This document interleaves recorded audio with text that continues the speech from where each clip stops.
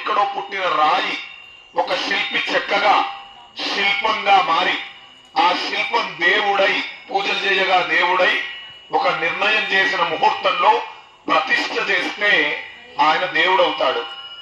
అయితే మనమేమో గర్భం నుంచి బయటకు వచ్చి ఎన్నో కొన్ని సంవత్సరాలు బతికి తర్వాత బ్రహ్మలో ఐక్యమైపోతాం, శరీరాన్ని వదిలేస్తాం.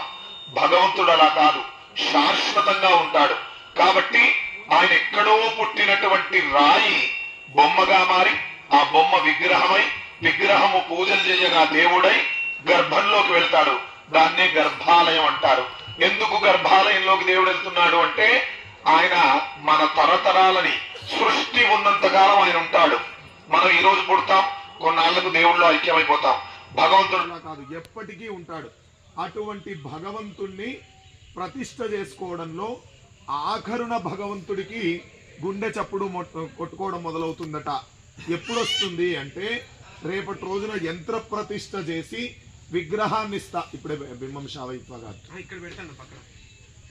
ఎప్పుడైతే యంత్రం పైన ప్రతిష్ఠ చేస్తామో అప్పటి నుంచి స్వామివారి గుండె కొట్టుకోవడం మొదలవుతుందట. ఆ క్షణం మొదలైన గుండె సృష్టి ఉన్నంత కాలం కొట్టుకుంటూనే ఉంటుందట. మన తరతరాలని విశ్వాన్ని రక్షిస్తూ ఉంటుందట.